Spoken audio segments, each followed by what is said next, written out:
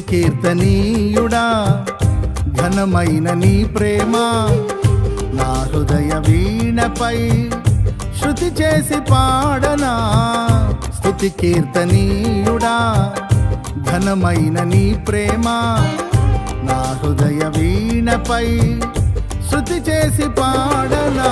నా యేసు రాజా అనురాగ బంధమా, నన్ను విడువలేని ఆత్మానుబంధమా. నా యేసు రాజా అనురాగ బంధమా, నన్ను విడువలేని ఆత్మానుబంధమా. స్తుతి కీర్తనీయుడా, ఘనమైన నీ ప్రేమ నా హృదయ వీణపై శృతి చేసి పాడనా.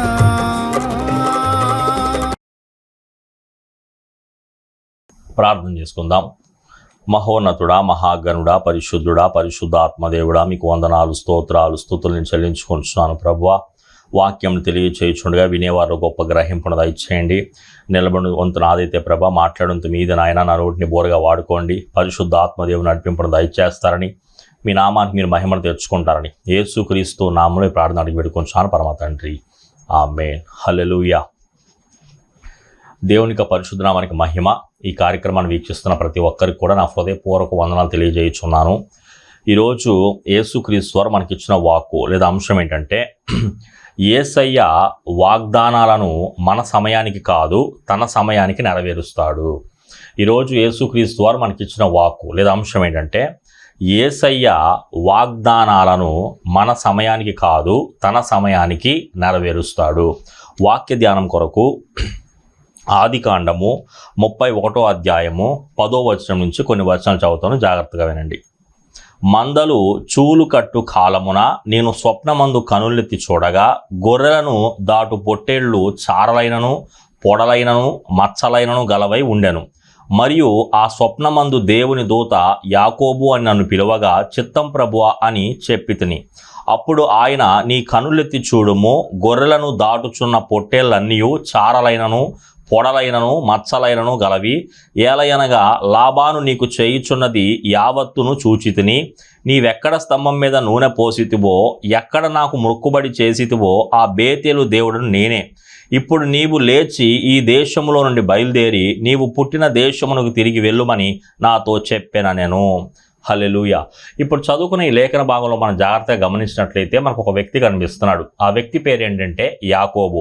ఇతని యొక్క పూర్వస్థితి మనం చూసినట్లయితే, ఇతని తండ్రి పేరు ఇస్సాకు. ఈ ఇస్సాక్కి ఇద్దరు కొడుకులు ఉంటారు. ఒక కొడుకు పేరేమో ఏశావు, రెండో కొడుకు పేరేమో యాకోబు. అయితే వీళ్ళిద్దరు కూడా కమల పిల్లలు.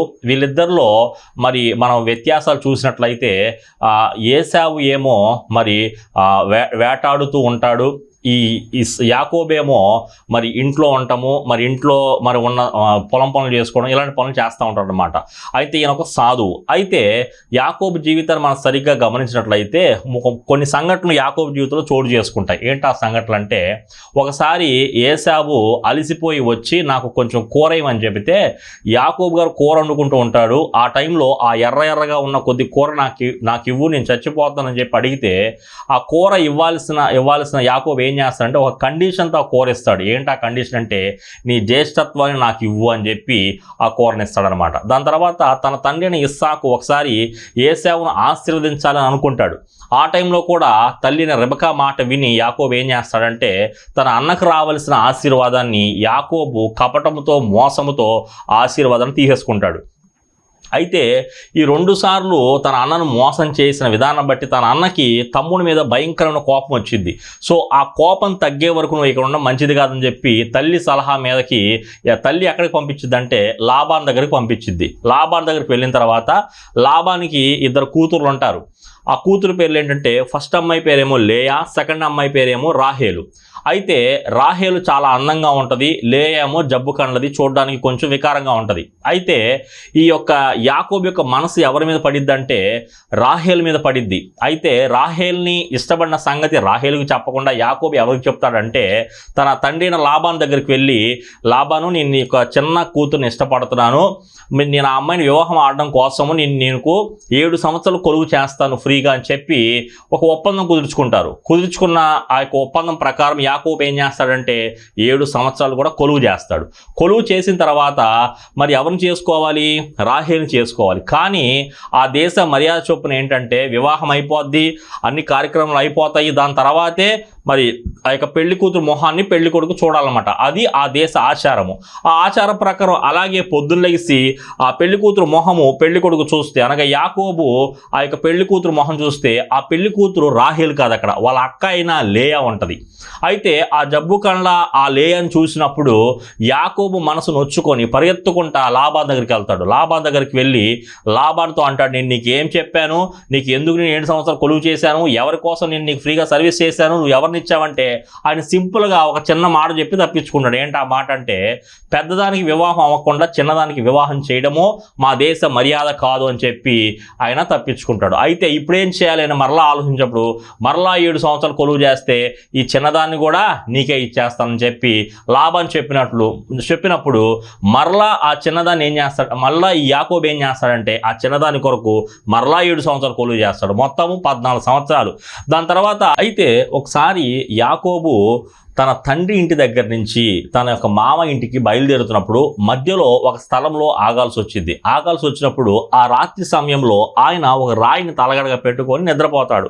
నిద్రపోయినప్పుడు అతనికి ఒక కల వచ్చింది. ఏంటి ఆ కల అంటే, ఒక నిచ్చెన భూమి మీద నుంచి ఆకాశం అంటుకొని ఉంటుంది అనమాట. అయితే దేవదూతలు ఎక్కుతూ దిగుతూ కనిపిస్తారు. అయితే ఆకాశం పైన అంటుకొనిన ఆ నిచ్చెన కొన దగ్గర ఒక దేవుడితో మాట్లాడుతూ ఉంటాడు. ఏమని మాట్లాడతాడంటే, ఇక్కడ మనం జాగ్రత్తగా గమనించినట్లయితే, నీవు లేచి పద్దనరాములో ఉన్న నీ తల్లికి తండ్రి అయిన బెతుయేలు ఇంటికి వెళ్ళి అక్కడ నీ తల్లి సహోదరుడు లాబాను కుమార్తెలో ఒకదాని వివాహం చేసుకోమని అతనికి ఆజ్ఞాపించి, ఇదిగో నేను నీకు తోడయ్యుండి నీవు వెళ్ళు ప్రతి స్థలమందు నిన్ను కాపాడుచు ఈ దేశమునకు నిన్ను మరలా రప్పించదను, నీతో చెప్పినది నెరవేర్చు వరకు నిన్ను విడవనని చెప్పగా. చూసారా, ఇక్కడ దేవుడు ఏం చేస్తున్నాడంటే అతని కల్లో కనిపించే ముందుగానే జరగబోతున్న సంగతుల గురించి, మరలా నువ్వు ఇక్కడికి వస్తావన్న సంగతి గురించి ఆయనకి కలలో తెలియజేస్తాడనమాట. కలలో తెలియజేస్తున్నప్పుడు ఆయన ఏం చేస్తాడంటే లేచి దేవుడు తనతో మాట్లాడాడన్న ఆ యొక్క విషయాన్ని గ్రహించి తర్వాత ఆయన ప్రయాణం కొనసాగిస్తాడు. ఎప్పుడైతే 20 సంవత్సరాలు గడుస్తాయో 20 సంవత్సరాల తర్వాత మరలా దేవుడు ఒక కళను ఇస్తాడు. ఆ కళలో ఏం చూపిస్తున్నాడంటే ఒక మందను చూపిస్తున్నాడు దేవుడు. ఆ మంద ఎలాంటి కాలం అంటే మంద చూలు కట్టు కాలం, అంటే ఆడగొర్రెలు మగగొర్రెలు సంసారం చేసే టైంని ఆ టైంలో ఒక కళ చూపిస్తున్నాడు. ఏంటి ఆ కళ అంటే, మూడు రకాల మగగొర్రెలు ఒక రకమైన ఆడగొర్రెల మీద వెళ్తున్నట్లుగా ఒక కళ చూపిస్తాడు. అంటే ఈ లాబాను ఈ యొక్క మరి యాకోబుకి ఎలాంటి నష్టాన్ని తీసుకొస్తున్నాడో అదంతా కూడా నేను చూస్తున్నాను అని చెప్పి, నువ్వు ధైర్యంగా ఉండు, నువ్వు ఇక్కడ నుంచి నువ్వు ఎక్కడికి వెళ్ళిపో, నువ్వు నీ తల్లి ఇంటికి వచ్చేసేయి, నీ తండ్రి ఇంటికి నువ్వు వచ్చేసేయి అని చెప్పినట్లుగా దేవుడు యాకోబును అక్కడ ధైర్యపరుస్తున్నాడు. అయితే ఈరోజు మనం నేర్చుకోవాల్సిన అంశం ఏంటంటే, దేవుడు మనకు ఒక అంశాన్ని ఇచ్చాడు ఈరోజు. ఏంటి అంశం అంటే, యేసయ్య వాగ్దానంలో మన సమయానికి కాదు తన సమయానికి నెరవేరుస్తాడు. హల్లెలూయా. అయితే ఇప్పుడు యాకోబుకు దేవుడు ఒక వాగ్దానం చేశాడు. ఏంటి ఆ వాగ్దానం అంటే, నీవు వెళ్ళు ప్రతి స్థలము నీకు తోడై ఉంటాను, నేను ఇక్కడికి రప్పిస్తానని చెప్పి 20 సంవత్సరాల క్రితము ఒక వాగ్దానం చేశాడు యాకోబుతో దేవుడు. ఆ వాగ్దానాన్ని మరలా గుర్తు చేసి ఆ వాగ్దానాన్ని తన జీవితంలో నెరవేర్చడానికి అక్కడి నుంచి బయలుదేరి మరలా ఎక్కడికి వెళ్ళమంటున్నాడు, తండ్రి ఇంటికి వెళ్ళమంటున్నాడు. మరలా దేవుడు అక్కడ సెలవిస్తున్నాడు. హల్లెలూయా. అంటే దేవుడు మన జీవితంలో వాగ్దానం చేసినప్పుడు మనం ఎలా ఆలోచిస్తామంటే, ఈ వాగ్దానం మన జీవితంలో ఎప్పుడు నెరవేరుతుంది, ఈ వాగ్దానం మనం ఎప్పుడు మరి నెరవేర్చుకుంటాము, ఈ వాగ్దానం మన జీవితంలో ఎప్పుడు మనం చూస్తాము అన్న ఉద్దేశంతో మనం ఉంటాం. అయితే దేవుడు చెప్పేది ఏంటంటే, నువ్వు అనుకున్న సమయానికి నేను నీకు ఇచ్చిన వాగ్దానం నెరవేర్చను, నేను అనుకున్న సమయానికి ఆ వాగ్దానం నీ జీవితంలో నెరవేరుతుందని చెప్పి దేవుడు ఈరోజు మనతో సెలవిస్తున్నాడు. అయితే మొదటి పాయింట్ మనం చూసినట్లయితే, నీ పరిస్థితిని దేవుడు చూస్తున్నాడు. ఇక్కడ యాకోబు పరిస్థితిని దేవుడు చూశాడా లేదా? మరియు ఆ స్వప్నమందు దేవుని దూత యాకోబు అని నన్ను పిలవగా ప్రభు అని చెప్పి తిని, అప్పుడు ఆయన నీ కన్నులెత్తి చూడము, గొర్రెను దాటుచున్న పొట్టేళ్ళన్నీ చారలైనను పొడలైనను మచ్చలైనను గలవి, ఏలయనగా లాబాను నీకు చేయుచున్నది యావత్తును చూచి తిని. అంటే లాబాను ఎలా నష్టపరుస్తున్నాడో, ఎలా జీతాలు మారుస్తున్నాడో, ఎలా యాకోబుని టార్చర్ చేస్తున్నాడో, ఇదంతా కూడా ఎవరు చూస్తున్నారంట? దేవుడు చూస్తున్నాడంట. ఈ వాక్యాన్ని వింటున్న సహోదరి సహోదరుడా, నీ పరిస్థితి ఏంటో దేవుడు చూస్తున్నాడు. నువ్వు దేవుడు చూడట్లేదు అనుకొని వాక్యాన్ని చదవడం మానేస్తున్నావేమో, నువ్వు దేవుడు చూడట్లేదు అనుకొని ప్రార్థన చేయడం మానేస్తున్నావేమో, ఎంత ప్రార్థన చేసినా ఆ ప్రార్థన జవాబు రావట్లేదని చెప్పి నువ్వు దేవుని సన్నిధికి దూరంగా ఉంటున్నావేమో. అయితే ఈ వాక్యాన్ని వింటున్న నీవు గ్రహించాల్సింది ఏంటంటే, దేవుడు నీ పరిస్థితి అంతా కూడా చూస్తున్నాడు. ఓకేనా? రెండో పాయింట్ మనం జాగ్రత్తగా చూసినట్లయితే, నీతో దేవుడు మాట్లాడుతున్నాడు, ఆయన మాట్లాడాలి అని అనుకుంటున్నాడు. మందలు చూలుకట్టు కాలమున నేను స్వప్నమందు కన్నులెత్తి చూడగా గొర్రెలను దాటు పొట్టేళ్లు చారలైనను పొడలైనను మచ్చలైన గలవై ఉండెను. మరియు ఆ స్వప్నమందు దేవుని దూత యాకోబు అని నన్ను పిలువగా చిత్తము ప్రభువా అని చెప్పి తిని. హల్లెలూయా. దేవుని దూత ఏమని పిలిచిందంటండి? యాకోబు అని పిలిచిందంట. అప్పుడు యాకోబు ఏమనంట? చిత్తము ప్రభువా అన్నాడంట. హల్లెలూయా. అంటే దేవుడు నీతో మాట్లాడాలి అని అనుకుంటున్నాడు. దేవుడు నీతో మాట్లాడుతున్నాడు. ఈరోజు దేవుడు మనతో ఎలా మాట్లాడతాడు అంటే, దేవుడు వాక్యం ద్వారా మనతో మాట్లాడతాడు, దేవుడు పరిశుద్ధాత్మ ద్వారా మనతో మాట్లాడతాడు, దేవుడు ప్రార్థనలో మనతో మాట్లాడతాడు, దేవుడు మన చుట్టుపక్కల ఉన్న పరిస్థితుల ద్వారా మనతో మాట్లాడతాడు. అయితే దేవుడు మాట్లాడుతున్నప్పుడు యాకోబు ఆలకించినట్లుగా, యాకోబు రెస్పాండ్ అయినట్టుగా నువ్వు నేను రెస్పాండ్ అవుతున్నామా? దేవుడు మాట్లాడుతున్నప్పుడు ఆలకిస్తున్నామా? దేవుని మాటను నిర్లక్ష్యంగా వదిలేస్తున్నామా? దేవుడు ఎందుకు మాట్లాడతాడు అంటే, నీ పరిస్థితిని చూశాడు కాబట్టే దేవునితో మాట్లాడుతున్నాడు. ఐగుప్తీయుల దగ్గర ఇశ్రాయేలు అందరూ కూడా బానిసలుగా ఉండి ప్రార్థన చేశారు. దేవుడు వారిని కూడా చూశాడు, మోషేని నిలబెట్టాడు వారి కోసము. ఈరోజు నువ్వు ఏ బానిసత్వంలో ఉన్నావు, అపవాది దగ్గర ఎక్కడ చిక్కుకుపోయావు, ఏ పాపంలో ఉన్నావు, ఎప్పుడైనా ప్రభు వైపు చూసావా? నీ నష్టం అంతా ఇంకా అయిపోయి, నీ ప్రాణాలు పోయి, నువ్వు నరకానికి వెళ్ళే వరకు కూడా ఇంకా అలాగే ఉంటావా? ఒకసారి నువ్వు పరిశీలన చేసుకో. అయితే దేవుడు ఈరోజు నీతో మాట్లాడాలి అని అనుకుంటున్నాడు. అంటే దేవుడు నిన్ను సరిచేయాలనుకుంటున్నాడు. నీ కొరకు ఆయన రక్తము కార్చాడు. ఆయన రక్తములో నీకు పాప క్షమాపణ ఉంది. ఆయన రక్తంలో నీకు శుద్ధి ఉంది. నిన్ను పరిశుద్ధపరచాలని, పవిత్రపరచాలని, పావనపరచాలని ఆయన రక్తము నీ కొరకు ఎదురు చూస్తుంది. శిలువలో నీ కొరకు ఆయన ప్రాణం పెట్టింది నువ్వు నరకానికి వెళ్ళటానికి కాదు, ఆయనతో పాటు దేవుని సన్నిధిలో నువ్వు ఉండడానికి, పరలోకంలో నువ్వు ఆయనతో పాటు యుగాలు కూడా ఉండడానికి. దేవునితో మాట్లాడాలి అని అనుకుంటున్నాడు. అయితే నువ్వు నీ ఇష్టానుసరమైన జీవితాన్ని నువ్వు జీవిస్తూ దేవునికి దూరం అయిపోతూ అనేకమైన నానావిధ బాధలను తెచ్చుకుంటూ ఇంకా నువ్వు దేవుని దూషించే వ్యక్తిగా ఉంటున్నావేమో. దేవుడు నన్ను చూడట్లేదు, దేవుడు లేడు, దేవుడు పట్టించుకోవట్లేదు నన్ను అని చెప్పి నువ్వు ఇంకా అలాంటి మనస్తత్వంతో ఉన్నావేమో. ఒకసారి నిన్ను పరిశీలన చేసుకో. ఇక్కడ యాకోబుని దేవుడు పిలిచినప్పుడు, యాకోబుతో దేవుడు మాట్లాడుతున్నప్పుడు చిత్తము ప్రభువా అని ఆయన రెస్పాండ్ అయ్యే మనిషిగా ఉన్నాడు. ఈరోజు నువ్వు కూడా రెస్పాండ్ అయ్యే మనిషిగా ఉంటే ఎంత బాగుంటుంది. హల్లెలూయా. ఇంకా మనం చూసినట్లయితే మూడో పాయింట్, యేసయ్య చేసిన వాగ్దానం గుర్తు చేస్తున్నాడు. హల్లెలూయా. నీవెక్కడ స్తంభం మీద నూనె పోసితువో, ఎక్కడ నాకు మొక్కుబడి చేసితువో ఆ బేతేలు దేవుడని నేనే. ఇప్పుడు నీవు లేచి ఈ దేశంలో నుండి బయలుదేరి నీవు పుట్టిన దేశమును తిరిగి వెళ్ళుమని నాతో చెప్పాను నేను. హల్లెలూయా. 20 సంవత్సరాలు ఏదైతే వాగ్దానం దేవుడు చేశాడో ఆ వాగ్దానం మరలా దేవుడు ఏం చేస్తున్నాడు? ఇప్పుడు గుర్తు చేస్తున్నాడు. అంటే దేవుడు చేసిన వాగ్దానాన్ని గుర్తు చేసి ఆ వాగ్దానం నీ జీవితంలో నెరవేర్చడము దేవుని యొక్క పని. అంటే మనం ఏమనుకుంటామంటే, మనకు దేవుడు వాగ్దానం చేశాడు, అది మన జీవితంలో నెరవేరట్లేదు, అంటే ఇంక ఈ వాగ్దానం మన జీవితంలో నెరవేరదు అని చెప్పి మనము నిర్లక్ష్య ధోరణితో ఉంటాము.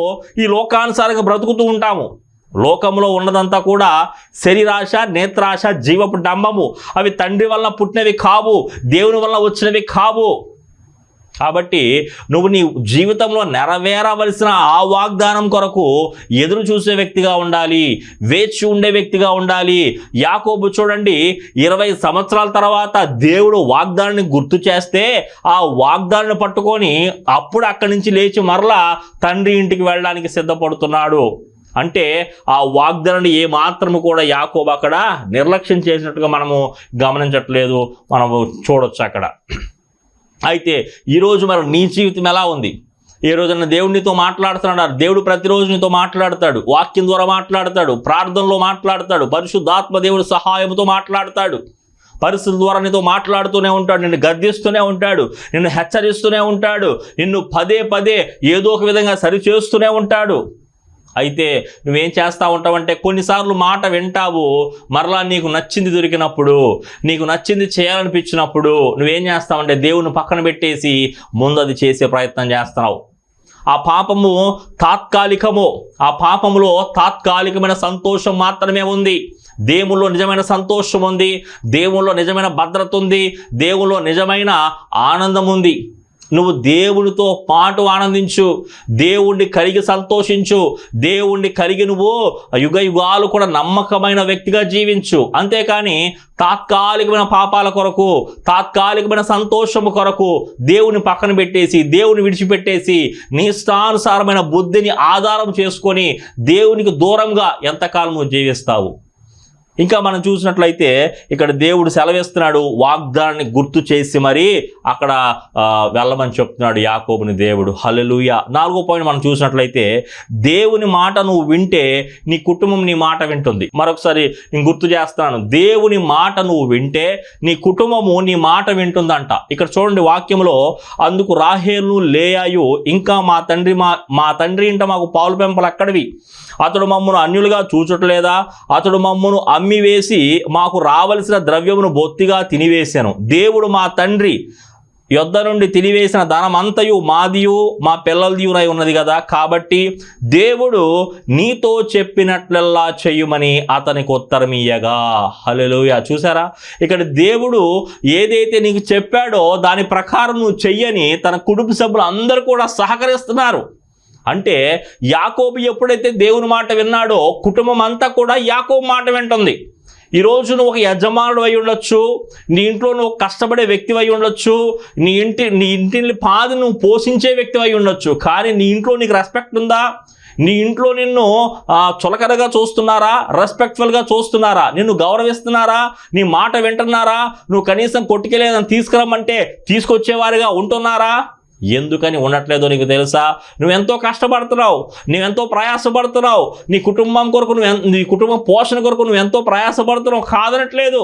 కానీ నీలో ఒక కొదువు ఉంది. ఏంటి ఆ కొదువు తెలుసా? నువ్వు దేవుని మాట వినవు, నీ ఇష్టానుసారంగా నువ్వు ప్రవర్తిస్తూ ఉంటావు. అందువలన నీ కుటుంబము ముక్కలు చెక్కలైపోతుంది. నీ కుటుంబంలో ఎవరు దూరాడంటే అపవాది దూరాడు. అపవాది యొక్క టార్గెట్ ఏంటంటే కుటుంబాన్ని చిన్న భిన్నం చేయడమే వాడి టార్గెట్. మొదటి కుటుంబమైన ఆదాము హవ్వ కుటుంబాన్ని చిందరబందర చేశాడు. చక్కగా దేవుని సన్నిధిలో ఉండేవాళ్ళు, దేవుని తోటలో ఉండేవాళ్ళు, దేవునితో గడిపేవారు. ఎప్పుడైతే ఆ తినొద్దన్న పండుని అపవాది అవ్వము చేత దాని తర్వాత ఆదాము చేత తినిపించాడో దేవుని సన్నిధించి వారు దూరం అయిపోయారు. ఆ తోటలో నుంచి వారు వెలివేయబడ్డారు. చూసారు, అపవాది యొక్క ఆ తంత్రం ఏంటంటే నిన్ను దేవునికి దూరం చేయడమే. నువ్వు భద్రంగా ఉంటే అపవాదికి నచ్చదు, నువ్వు దేవునికి దగ్గరగా ఉంటే అపవాదికి నచ్చదు. అందువలన నీ కుటుంబంలో దూరి నీ కుటుంబంలో లేనిపోని కలహాలు పెడతా ఉంటారు. అందుకే ఈరోజు భార్యాభర్తల మధ్య గొడవలు, తల్లిదండ్రుల మధ్య పిల్లల మధ్య గొడవలు, అత్తామామల మధ్య, అదేవిధంగా మరి కోడలు అల్లుళ్ళ మధ్య గొడవలు. అర్థమవుతుందా? కాబట్టి ఈ కుటుంబాలన్నీ కూడా ఇలా చిన్న భిన్నం అవడం కారణం ఏంటంటే నువ్వు దేవుని మాట వినట్లా, నీ కుటుంబం నీ మాట వినట్లా. నువ్వు ఎప్పుడైతే దేవుని మాట వినే వ్యక్తిగా ఉంటావో, ఒక చక్కటి ప్రార్థనాపరుడుగా ఉంటావో, ఎప్పుడైతే వాక్య జ్ఞానం కలిగి ఉంటావో, వాక్యపు అవగాహన కలిగి ఉంటావో, దుష్టుల ఆలోచించపు నడవక, పాపుల మార్గం నిలువక, అపహాసకులు కూర్చుండగా యెహోవా ధర్మశాస్త్రం ఆనందించు దీవారాత్రం ధ్యానిస్తూ ఎప్పుడైతే నువ్వు ఉంటావో అప్పుడు అపవాది నీ జోలికి రాదు. దేవుడు నీ కుటుంబాన్ని పరిపాలన చేస్తాడు. నీ కుటుంబానికి దేవుడు హెడ్గా ఉంటాడు. నీ కుటుంబం అంతా కూడా దేవుని మాట వింటుంది. అదేవిధంగా నువ్వు చెప్తున్న మాట కూడా నీ కుటుంబము వింటుంది. నీ కుటుంబానికి నువ్వు ఒక నాయకుడిగా ఉండొచ్చు, నీ కుటుంబానికి నువ్వు ఒక నాయకురాలుగా ఉండొచ్చు. అర్థమవుతుందా? ఈరోజు నువ్వు కష్టపడుతున్నావు, నీ మాట ఎవరు వినట్లేదని చెప్పి చాలా గొడవలు జరుగుతున్నాయి నీ ఇంట్లో. ఆ పరిస్థితి నువ్వు బయటికి రావాలంటే ఈరోజు ఆ గొడవలు నువ్వు పక్కన పెట్టేసి దేవుని సన్నిధికి వచ్చి మోకరించు. దేవుని సన్నిధికి వచ్చి, దేవా నేను నీ మాట వింటాను ప్రభువా, నీ మాట వింటే నా కుటుంబం నా మాట వింటుంది, నా కుటుంబం అపవాది చేతిలో ఉంది, అపవాది చేతి నుంచి అపవాది తంత్రాల నుంచి నా కుటుంబాన్ని విడిపించు ప్రభువా అని చెప్పి నువ్వు ప్రార్థన చేయడానికి సిద్ధంగా ఉంటే దేవుడు నీకు మరలా ఒక వాగ్దానం ఇచ్చి నీ కుటుంబాన్ని సంరక్షిస్తాడు. హల్లెలూయా. ఒక చిన్న విషయం చెప్తాను, జాగ్రత్తగా వినండి. ఒకసారి ఒక వ్యక్తి, ఒక కూలోడు అనమాట, ఒక వ్యక్తి ఏం చేశాడంటే ఆ కూలోడికి ఒక పని అప్పగించాడు. ఏంటి ఆ పని అంటే, నువ్వు ఖచ్చితంగా మా ఇంటికి వచ్చి, మా ఇంటికి ఒక పెద్ద బండ అడ్డుగా ఉంది, నువ్వేం చేయాలంటే ఆ బండని పగలగొట్టి ఆ అడ్డు తొలగించాలని చెప్పి ఒక కూలోడిని మాట్లాడాడంట. మాట్లాడితే ఆ కూలోడు పెద్ద సుత్తు పట్టుకున్నాడు, రోజు వస్తున్నాడు, ఆ యొక్క కొండని కొడుతున్నాడు, రోజు కొడుతున్నాడు, కానీ అది ఇంచు కూడా పగలట్లేదు. అలాగా 100 రోజులు కొట్టాడంట. 100 రోజులు కొడితే 100 రోజులు కూడా అది ఇంచు కూడా పగలేదంట. 101వ రోజు వచ్చాడు, ఒకే ఒక దెబ్బ కొట్టాడంట. ఒకే ఒక దెబ్బ కొట్టగానే అది చిందరబందర అయిపోయిందంట. అంటే మొత్తం పగిలిపోయిందనమాట. పగిలిపోగానే అక్కడ మరి పని అప్పచెప్పిన యజమానుడు కానీ ఆ చుట్టుపక్కల ఉంటున్న వాళ్ళందరూ కూడా చాలా ఆశ్చర్యపోయారంట, ఒకే ఒక్క దెబ్బతో భలే పగలగొట్టావే అని చెప్పి. అయితే ఆయన కన్నీటితో ఒక మాట చెప్పాడంట, ఇది ఒక్క దెబ్బ వలన పగలేదండి, ఎన్ని దెబ్బలు కొట్టానంటే 100 రోజుల నుంచి నేను దీన్ని కొడుతూనే ఉన్నా, 100 రోజులు దెబ్బలు ప్లస్ ఈ 101వ దెబ్బకి ఇది పగిలింది, మీరు ఒక దెబ్బకే అనుకుంటున్నారు, దీని వెనక ఇంకా 100 దెబ్బలు ఉన్నాయి అని చెప్పి కన్నీటితో ఆయన చెప్పాడంట. హల్లెలూయా. ఈరోజు మన జీవితంలో దేవుడు ఏదైనా వాగ్దానం చేశాడంటే ఆ వాగ్దానము మన సమయానికి కాదు, దేవుని సమయానికి అది నెరవేరుతుంది. అంటే నువ్వు ప్రార్థన చేస్తున్నావు, నీ ఇంట్లో ఎన్నో మొండి బండలు ఉంటాయి, మొండి హృదయాలు ఎన్నో ఉండుంటాయి, నువ్వు వారి కొరకు ప్రార్థన చేస్తున్నావు, నువ్వు నీ జీవితంలో జరుగుతున్న మరి కష్ట నష్టాలు, ఇరుకులు, ఇబ్బందులు బట్టి నువ్వు ప్రార్థన చేస్తున్నావు, కానీ ఆ ప్రార్థనకి సరైన జవాబు రావట్లేదు. దేవుడు మాత్రం నీకు ఒకటే వాగ్దానం ఇస్తున్నాడు, కానీ ఏ వాగ్దానం కూడా నీ జీవితంలో నెరవేరట్లేదు. నువ్వు ప్రార్థన చేస్తున్నావు, కానీ ఆ సమస్యలు అన్నీ కూడా అలాగే ఉన్నాయి. అయితే ఈ యొక్క ఎగ్జాంపుల్ ద్వారా మనం నేర్చుకోవాల్సింది ఏంటంటే, అది పగిలే వరకు కూడా నువ్వేం చేయాలి, కొట్టాలి. అందరికీ ఎలా కనిపిస్తుందంటే, ఒకే ఒక రోజులో నువ్వు ఫేమస్ అయిపోయినట్లుగా, ఒకే ఒక రోజులో నీ కష్టాలన్నీ పోయినట్లుగా అవి నీకు అందరికీ కనిపిస్తాయి. కానీ అసలు విషయం నీకే తెలుసు, దాని వెనక నువ్వు ఎంత ప్రయాస, నువ్వెంత హార్డ్ వర్క్ చేశావో, నువ్వెంత కష్టపడ్డావో, నువ్వెంత ప్రయాసపడ్డావో అది నీకు మాత్రమే తెలుసు, నీ దేవునికి మాత్రమే తెలుసు. అయితే దేవుడు నీ జీవితంలో ఒక వాగ్దానం ఇస్తాడంటే దాన్ని ఎలాగోలాగా ఆయన జీవితంలో నెరవేర్చాలని దేవుడు కూడా చూస్తూ ఉంటాడు. నువ్వు వాగ్దానం తీసుకుంటున్నావు, కానీ వాగ్దానానికి ముందర ఉంటున్న ప్రయాస అనేది నీలో కనిపించట్లేదు, వాగ్దానానికి ముందర ఉంటున్న విశ్వాసం నీలో కనిపించట్లేదు, వాగ్దానానికి ముందు ఉంటున్న దేవుడి కార్యాలు నీ జీవితంలో ఏది కూడా దేవుడు చూడట్లేదు. నీలో ఏ వాక్యపు జ్ఞానం చూడట్లేదు, ఏ వాక్యపు అవగాహన చూడట్లేదు, ఏ ప్రార్థన జీవితం చూడట్లేదు. అర్థమవుతుందా? కాబట్టి ఇవన్నీ దేవుడు చూసిన తర్వాత అప్పుడు నీకు చెప్పిన ఆ వాగ్దానం నీ జీవితంలో దేవుడు నెరవేరుస్తాడు. దేవుడు నీకు వాగ్దానం ఇచ్చాడు కదా, మరి వాగ్దానం చేసి ఆయన మాట తప్పడు కదా, ఆయన నమ్మతగిన దేవుడు కదా అని అనుకోవచ్చు. నీ జీవితంలో ఇంకా వాగ్దానం నెరవేరట్లేదంటే, కొంతమందికి అయితే ప్రాణం పోయేంత వరకు కూడా వాళ్ళ జీవితంలో వాగ్దానం నెరవేరవు. ఎందుకు నెరవేరవు తెలుసా? వాగ్దానంతో లింక్ అయి ఉంది ఏంటంటే నీ ప్రయాస, నీ ప్రవర్తన, నీ బిహేవియర్, నీ మైండ్ సెట్, నీ ప్రార్థనా జీవితం, నీ వాక్య ధ్యాన జీవితము, నీ మంచి ప్రవర్తన, సత్ప్రవర్తన, ఇవన్నీ కూడా లింక్ అయి ఉన్నాయి. ఆత్మఫలం ఏమనగా ప్రేమ, సంతోషము, సమాధానము, దీర్ఘశాంతము, దయాళుత్వము, మంచితనము, విశ్వాసము, సాత్వికము, ఆశానిగ్రహము అన్న ఆత్మఫలాన్ని నువ్వు కలిగి ఉండాలి. ఎప్పుడైతే ఈ వాగ్దానానికి ముందర జరగవలసిన ప్రాసెస్ అంతా కూడా నువ్వు చేస్తావో, వాగ్దానాలు నువ్వు అనుకున్న సమయానికి జరగవు, కానీ దేవుడు అనుకున్న సమయంలో ఖచ్చితంగా నీ జీవితంలో నెరవేరుతాయి. దేవుడు నీ జీవితంలో వాగ్దానం నెరవేర్చాలంటే నువ్వేం చేయాలంటే, దేవుడు ఏది చెప్పాడో అది నువ్వు చేయగలిగితే అది చాలు. యాకోబు చూడండి, చక్కగా దేవుడు ఏది చెప్పాడో అవన్నీ చేసుకుంటూ వచ్చాడు. ఆయన ఎప్పుడో 20 సంవత్సరాల క్రితం వాగ్దానం చేస్తే 20 సంవత్సరాల తర్వాత అది దేవుడు యాకోబు జీవితంలో నెరవేర్చాడు. అప్పుడు యాకోబు అనొచ్చు కదా, ఎప్పుడో 20 సంవత్సరాల క్రితం చెప్పావు, ఇంకా చేస్తావు అనుకున్నాను, ఇప్పుడు దాకా నా జీవితం నెరవేర్చలేదు, ఇప్పటికి కూడా నెరవేరుతుంది అన్న ఆశ నాకు లేదు. ఇంకో నువ్వు నాకు ఏ కళలు ఇవ్వద్దు, నువ్వు నాకు ఏ దర్శనాలు ఇవ్వద్దు, నేను ఇంకా నమ్మని నీ కళల్ని, నేను ఇంకా నమ్మని నీ దర్శనాలు అని చెప్పి యాకోబు అనొచ్చు కదా. 20 సంవత్సరాల క్రితము ఒక కలలో దేవుడు చెబితే ఆ మాటను పట్టుకొని అలాగే వేచి ఉన్నాడు.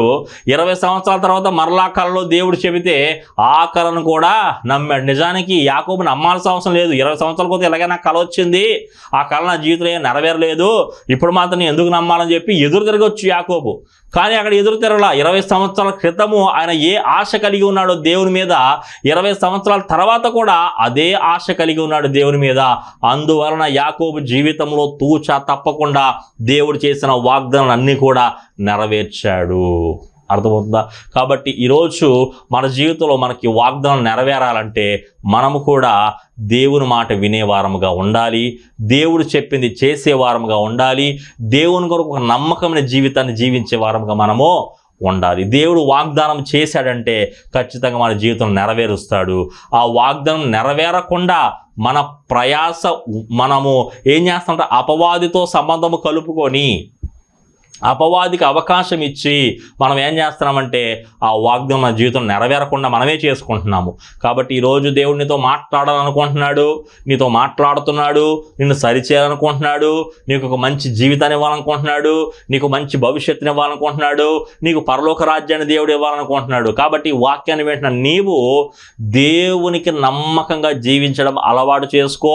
ఒక మంచి ప్రార్థన జీవితాన్ని నువ్వు అలవాటు చేసుకో. దేవుడు ఖచ్చితంగా నీ జీవితాన్ని గొప్పగా ఆశీర్వదిస్తాడు, గొప్పగా దీవిస్తాడు. ఒక ఉన్నతమైన స్థానాన్ని దేవుడు నీకు దయచేస్తాడు. యాకోబుని ఇశ్రాయేలుగా మార్చిన దేవుడు నీ జీవితాన్ని కూడా ఆశీర్వదకరంగా మారుస్తాడు. ప్రార్థన చేసుకుందాం. మహోన్నతుడా, మహాగణుడా, పరిశుద్ధుడా, పరిశుద్ధాత్మదేవుడా, మీకు వందనాలు ప్రభువా. ఈరోజు నాయన వాక్యం ద్వారా మాతో మీరు మాట్లాడారు ప్రభువా. అయ్యా మీరు వాగ్దానాలు తండ్రి నాయన మరి మీ సమయానికి మరి మా సమయానికి కాదు ప్రభువా, మీ సమయానికి నెరవేరుస్తారని ప్రభువా మీరు మాట్లాడారు. కాబట్టి నాయన మరి ఆ వాగ్దానానికి ముందర మేము ఎలాంటి జీవితం జీవించాలో కూడా మాకు నేర్పించారు. యాకోబు ఒక చక్కటి జీవితాన్ని జీవించాడు, ఒక చక్కటి విశ్వాసం కలిగి ఉన్నాడు ప్రభువా. అటువంటి చక్కటి జీవితాన్ని, అటువంటి ఒక చక్కటి విశ్వాసాన్ని మేము కూడా కలిగి ఉండడానికి మీరు సహాయం చేయండి. మీ నామానికి మీరు మహిమను తెచ్చుకుంటారని, మేము కూడా ఒక ఉన్నతమైన స్థానానికి వెళ్ళడానికి ప్రభువా మరి మీ వాగ్దానాలు పట్టుకొని, వాగ్దానాలు ఎత్తిపట్టుకొని ప్రార్థించే వారముగా ఒక చక్కటి ప్రార్థన జీవితం కలిగి ఉండడానికి మీరు సహాయం చేస్తారని, మీ నామానికి మీరు మహిమను తెచ్చుకుంటారని యేసు క్రీస్తు నామములో ప్రార్థన అడిగి వేడుకుంటున్నాను పరమ తండ్రి. ఆమేన్.